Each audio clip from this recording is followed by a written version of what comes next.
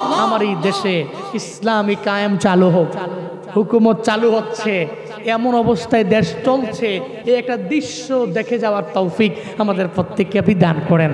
সকলেই পড়ি আমিন। আরো জোরে পড়েন আমিন। রমজানের কারণে আমরা দামি না কম দামি? নবীর কারণে দামি না কম দামি?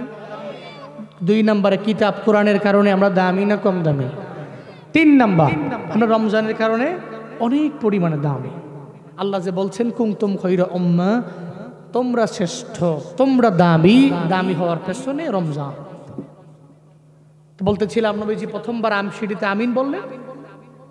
প্রথম সিঁড়িতে পা রেখে আমিন বলার কারণ যারা রমজান পাইল, কিন্তু রমজান পায়াও জান্দিগির গুনাহগুলোকে মাফ করে নিজেকে মাসুম করতে পারলো না, যারা এরা ধ্বংস হয়ে যাক, এরা দুর্ভাগা, এরা হতভাগা। নবীজি আমিন বললেন। দ্বিতীয় সিঁড়ির মধ্যে মদিনাওয়ালা নবী কেন আমিন বললেন? সাহাবায়ে কেরাম জানতে চায়, পয়গম্বর দ্বিতীয় সিঁড়ির মধ্যে আপনি কেন আমিন বললেন?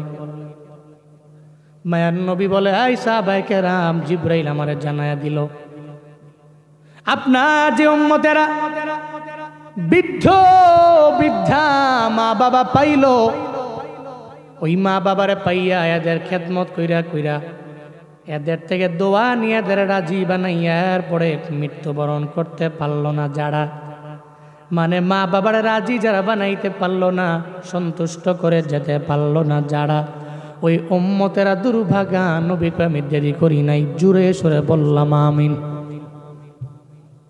ও সিরাজগঞ্জের যুবক, মা বাবা এত পরিমাণে এক দামি সম্পদ, তুমি যদি জীবনের শেষ মুহূর্তেও মা বাবারে রাজি বানায় মা বাবারে কবরের মধ্যে পাঠাইতে পারো রে বাপ, মৃত্যুবরণের আগে মায় যদি চোখের পানি ফেলায় তোমার আমার জন্য রবের দরবারে দোয়া কইরা দেয়, মা বাবা রাজি তো আল্লাহ রাজি, মা বাবা রাজি না তো আল্লাহ রাজি না, ঠিক কিনা?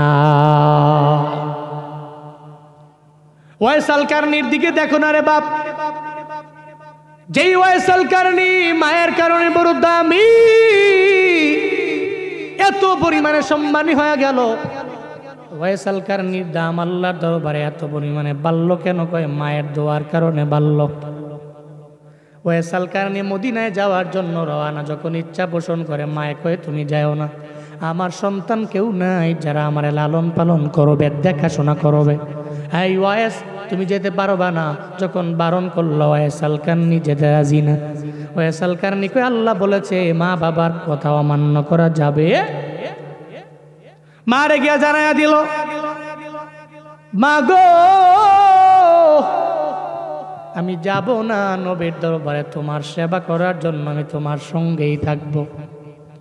চোখের পানি ছেড়ে দিয়া মা দোয়া কইরা দেয়, আল্লাহ দরবারে আবদার জানায়, আল্লাহ গো আমার সন্তানটা নবীর দরবারে যাবে কিন্তু আমার জন্য যেতে পারল না, আমি মায়ের প্রতি এত দুর্বল সে হয়ে গেল, আল্লাহ তোমার আইনটা সে অবাধ্য করে নাই, তোমার আইনের বাইরে সে যায় নাই, আমি মা তার প্রতি এত পরিমাণে রাজি হয়ে গেলাম, আমি জানি মায়ের দোয়া তুমি নাকি ফিরাইয়া দাও না, আল্লাহ গো আমি আমার সন্তানের জন্য তোমার দরবারে আবদার জানাই, মায়ের দোয়ার বদৌলতে কি ওয়াইসাল কারনি রে জামানার শ্রেষ্ঠ ওলিদের ওলি বানায়া দেওয়া যায় না। চোখের পানি ফালাইয়া মা ওয়াইসাল কারনির জন্য রবের দরবারে দোয়া কইরা দেয়, আল্লাহ গো ওয়াইসাল কারনি রে জামানার শ্রেষ্ঠ ওলিদের ওলি তুমি বানায়া দাও। এই দোয়া করতে দেরি হয়ে যায়, আল্লাহ ওয়াইসের মায়ের দোয়া কবুল করতে দেরি করে না।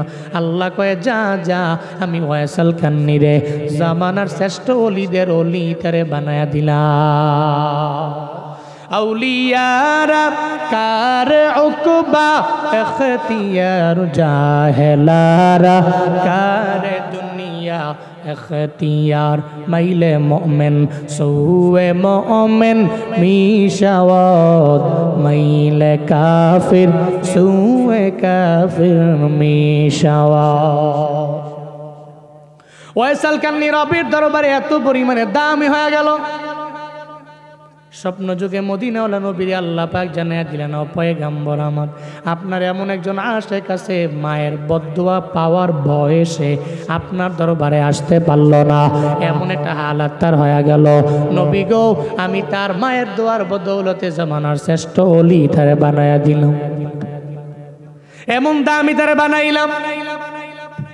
মায়ার নবী স্বপ্ন যুগী ওয়াইসাল কান্নিরে আল্লাহ পাক একবার দুবার নয় বহুবার মায়া নবীর স্বপ্ন যুগে ওয়াইসাল কান্নিরে আল্লাহ আইনা দিয়ান নবীরে দেখায়া দিছে। অথচ যেই নবীরে কেউ যদি স্বপ্ন যুগে দেখতে পারে রে বান্দা, একবার যদি নবীরে কেউ স্বপ্ন যুগে দেখতে পায় তাহলে তার জন্য জাহান্নামটা হারাম হয়ে যাবে, জান্নাতটারে তার জন্য ওয়াজিব আল্লাহ বানায়া দিবে।